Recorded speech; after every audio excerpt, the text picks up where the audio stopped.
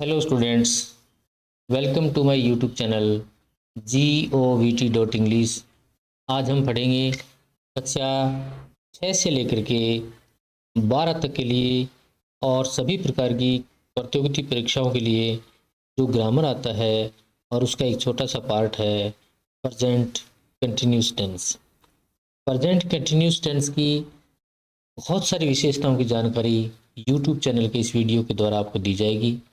तो पे कुछ बातें आपको ध्यान रखनी है।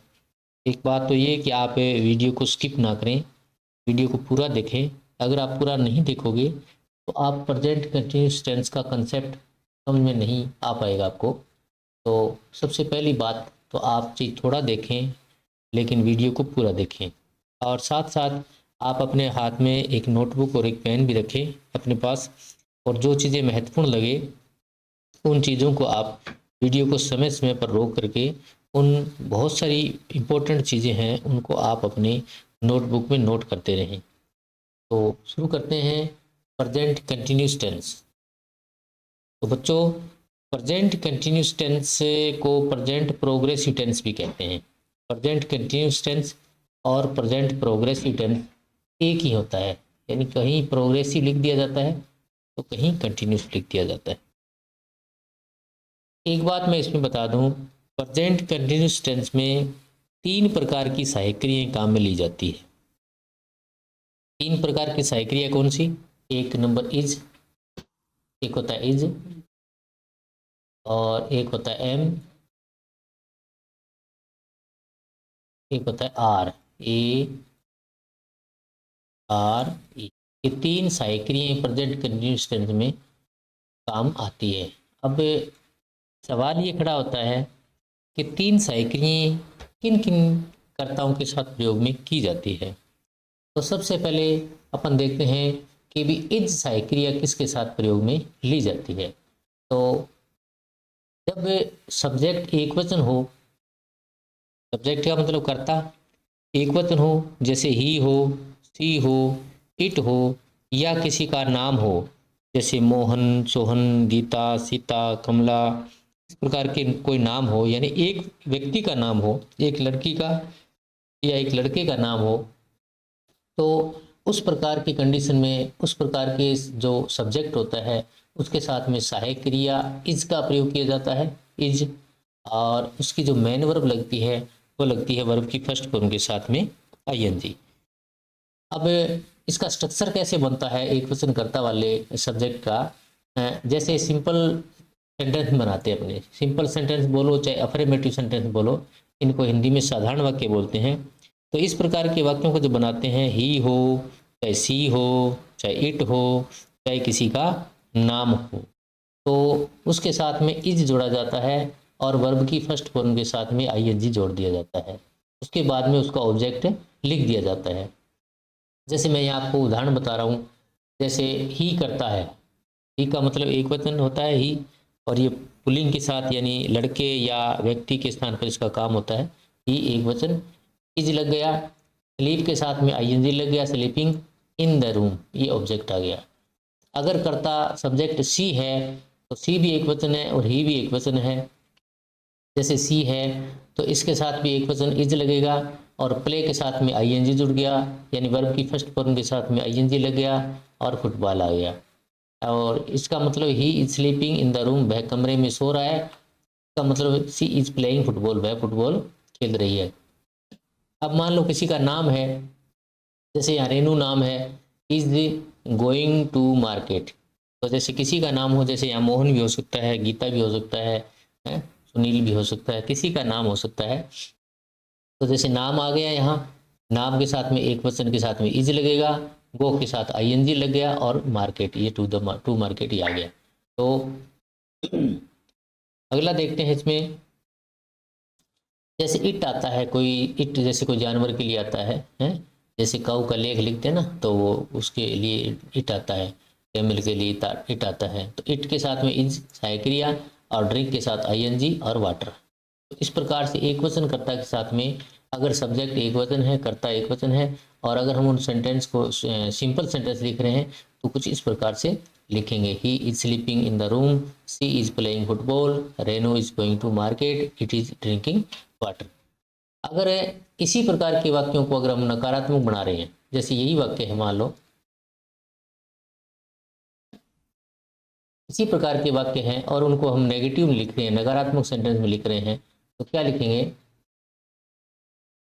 जैसे नेगेटिव लिख रहे हैं, नेगेटिव का मतलब होता है नकारात्मक, यानी जिसमें नोट का भाव होता है, जैसे ही हो, सी हो, इट हो या किसी का नाम हो, तो इसमें इज के साथ में नोट जोड़ा जाता है, इज के साथ में नोट जोड़ा जाता है और वर्ब वही प्रकार से उसी प्रकार से वर्ब को लिखा जाता है, वर्ब में कोई चेंजिंग नहीं किया जाता। जैसे वर्ब की फर्स्ट फॉर्म के साथ में आईएनजी और ऑब्जेक्ट, जैसे ही इज नॉट स्लीपिंग, पहले अपन लिख सिंपल सेंटेंस में हमने पढ़ा था कि ही is sleeping in the room. अब जब इसमें नेगेटिव सेंटेंस का नेगेटिव भाव देना है तो he is not sleeping in the room, she is not playing football, Renu is not going to market, it is not drinking water. इस प्रकार से हम इसको नेगेटिव भी लिख सकते हैं, एक वचनकर्ता के साथ में इज के साथ में नोट को जोड़ करके। अगर इसी प्रकार के वाक्यों को अगर इंट्रोगेटिव यानी प्रश्नवाचक वाक्यों के रूप में लिखना चाहते हैं तो जो भी सहायक क्रिया इस कर्ता के साथ में जुड़ी है उस सहायक क्रिया को अपन सब्जेक्ट से पहले ले आते हैं, सब्जेक्ट से पहले। जैसे ही, सी, इट के साथ में इज लगा था तो अब इज पहले आ गया, इज, ही वर्ब की फर्स्ट फॉर्म और आईएनजी और ऑब्जेक्ट, या फिर इज, सी, ही, नाम, आईएनजी, ठीक है। इट के साथ में भी यही इसी प्रकार से हम इन प्रकार के वाक्यों को प्रश्नवाचक भी बना सकते हैं। जैसे मान लो यही वाक्य है तो इज पहले आ गया, इज सी प्लेइंग फुटबॉल या is she not playing football, is Renu not going to market, is it not drinking water, is he not sleeping in the room. इस प्रकार से अपन इनको प्रश्नवाचक वाक्य भी बना सकते हैं। तो उम्मीद करता हूँ आपको एक वचन के जो कर्ता के साथ में सहायक क्रिया की जाती है, प्रयोग की जाती है, वो आपको अच्छे से समझ में आ गई होगी। अब चलते हैं कर्ता आई के साथ में। एक होता है कर्ता आई, आई का मतलब होता है मैं, आई का मतलब मैं। जहाँ आई का भाव मैं होता है उस कर्ता के साथ में क्या किया जाता है प्रयोग, उसके साथ सहायक क्रिया एम का प्रयोग किया जाता है और मेन वर्ब जो होती है वो वर्ब की फर्स्ट फॉर्म के साथ में आईएनजी लगती है। ये तो आप कन्फर्म मानो कि जो कंटिन्यूस टेंस होता है, प्रेजेंट कंटिन्यूस टेंस हो, चाहे पास्ट कंटिन्यूस टेंस हो, चाहे फ्यूचर कंटिन्यूस टेंस हो, सभी प्रकार के जो कंटिन्यूस टेंस होते हैं उनमें वर्ब की फर्स्ट फॉर्म के साथ में आईएनजी ही लगता है। तो उसी प्रकार से इसमें भी आई के साथ में सहायक क्रिया एम लगती है और वर्ब की फर्स्ट फॉर्म के साथ में आईएनजी लगती है। इसका स्ट्रक्चर कैसे बनेगा? अगर हम इसी प्रकार के वाक्यों को सिंपल सेंटेंस के रूप में लिखना चाहें तो जैसे आई और आई के साथ में प्लस एम, आई और एम और वर्ब की फर्स्ट फॉर्म के साथ में आईएनजी और ऑब्जेक्ट। जैसे इसका एक एग्जांपल दिया है, I am reading in class at 10th। I कर्ता आ गया, एम इसकी सहायक क्रिया आ गई, रीडिंग इसकी वर्ब की फर्स्ट फॉर्म के साथ में आईएनजी आ गई और इन क्लास 10th ये इसका ऑब्जेक्ट आ गया। अगर इसी प्रकार के वाक्यों को हम नेगेटिव में देना चाहें, नेगेटिव इसका नकारात्मक भाव इसमें देना चाहें तो आई उस पहले जो हमने पढ़ा था इज के साथ में नोट था, अब एम के साथ में नोट आ जाता है, बाकी सारी सेम रहती है। जैसे I am not reading in class 10th और पहले हमने लिखा था आई am reading in class 10th, तो अगर इसको नोट देना है तो एम के साथ में नोट जोड़ देना है। तो अगर इसी प्रकार के वाक्यों को हम प्रश्नवाचक रूप में लिखना चाहें तो क्या लिखते हैं? जैसे आई इंट्रोगेटिव यानी प्रश्नवाचक वाक्य रूप में लिखना चाहते हैं तो एम को हम पहले ले आते हैं, एम आई फर्स्ट फॉर्म के साथ में आईएनजी और ऑब्जेक्ट, जैसे am I reading in class 10th। इस प्रकार से हम इसको प्रश्नवाचक रूप में भी ले सकते हैं। अब देखते हैं एक होता है बहुवचन कर्ता, जैसे यू भी बहुवचन होता है। अब कई बार कंफ्यूज हो जाते हैं बच्चे कि यू जैसे एक वचन, जैसे कोई लड़का है मोहन है उसको हम यू बोलेंगे, होता तो वो एक वचन है लेकिन फिर भी उसके साथ सहायक क्रिया बहुवचन की लगाई जाती है, या उसके साथ जितने भी ग्रामर के नियम लगाए जाते हैं, टेंस के नियम लगाए जाते हैं, वो सारे बहुवचन के नियम लगाए जाते हैं। लेकिन आप इन झंझट में ना फंसो, यू को आप बहुवचन मान लो बस, चाहे वो एक है चाहे वो अनेक है। तो जैसे यू होता है, वी होता है, दे होता है, या कोई बहुवचन कर्ता होता है। बहुवचन कर्ता का मतलब जैसे स्टूडेंट्स आ गया, STUDENT एक वचन और बहुवचन स्टूडेंट्स हो गया, इस प्रकार से। तो जैसे इसकी हेल्पिंग वर्ब क्या होती है, इसकी आर होती है, ARER बोलते हैं इसको, और मेन वर्ब इसकी वर्ब के फर्स्ट फॉर्म के साथ में ING लगता है, और ये सभी प्रकार के कंटिन्यूस टेंस में लगता है, सेम लगता है, इसमें कोई चेंजिंग नहीं होता। तो इसका स्ट्रक्चर समझने के लिए हम क्या करेंगे, अगर इस प्रकार के वाक्यों को हम साधारण रूप में लिखना चाहें, यानी अफर्मेटिव या सिंपल सेंटेंस इसका बनाना चाहें, तो जैसे चाहे यू हो, चाहे वी हो, चाहे दे हो, चाहे कोई प्लूरल सब्जेक्ट हो यानी बहुवचन करता हो, तो उसके साथ में क्या लगता है, आर लगता है, और वर्ब की फर्स्ट फॉर्म के साथ में ING लगती है, फिर इसका ऑब्जेक्ट लगता है। जैसे एग्जांपल इसका दे रहा हूँ मैं, जैसे you are driving a car, you are driving a car, तो वर्ब की फर्स्ट फॉर्म के साथ में ING लग गया, इधर यू के लिए आर लग गया। वी आर परचेजिंग बुक्स, तो वी के साथ में आर लग गया और वर्ब की फर्स्ट फॉर्म के साथ में ING लग गया। They are washing their clothes, तो दे बहुवचन करता है, इसके साथ में आर लग गया और वर्ब की फर्स्ट फॉर्म के साथ में ING और ऑब्जेक्ट लग गया। स्टूडेंट्स आर रीडिंग बुक्स, तो स्टूडेंट्स के साथ में भी आर लग गया, जैसे बहुवचन करता कोई है तो उसके साथ में आर लगता है और वर्ब की फर्स्ट फॉर्म के साथ में ING लगती है। इसी प्रकार के सेंटेंस को अगर हम नेगेटिव सेंटेंस में बनाना चाहें तो आर के साथ में नोट लगेगा, जैसे हमने पहले पढ़ा, इज के साथ नोट, एम के साथ नोट, और अब लगेगा आर के साथ में नोट।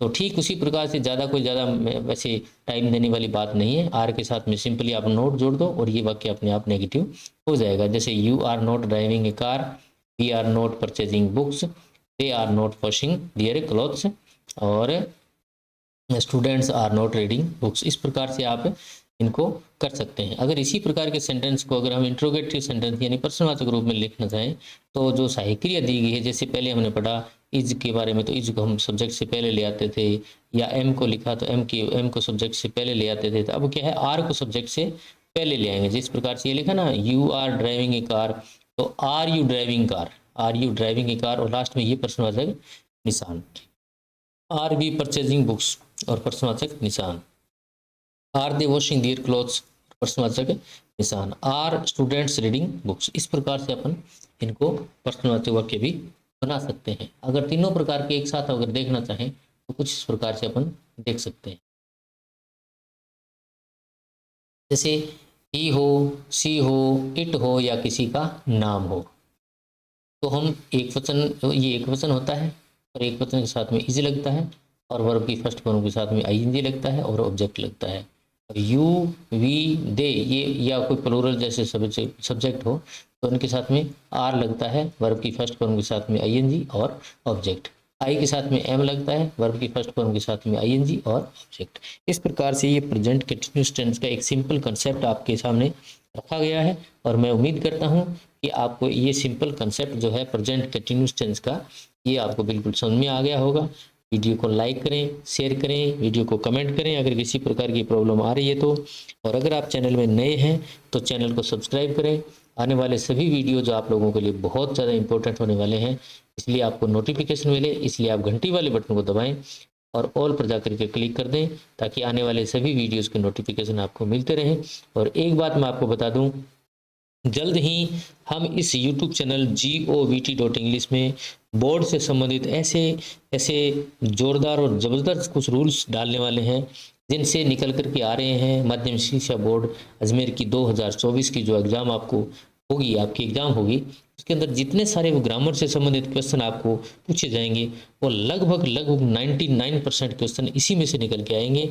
इसलिए आप YouTube चैनल GOVT से जुड़े रहें, लगातार इसके संपर्क में रहें, कमेंट करें, लाइक करें, शेयर करें, सब्सक्राइब करें और घंटी वाले बटन को दबा दें, ऑल को दबा दें, ताकि सभी वीडियोज़ के नोटिफिकेशन आपको मिल जाएं। Okay, good bye, best of luck.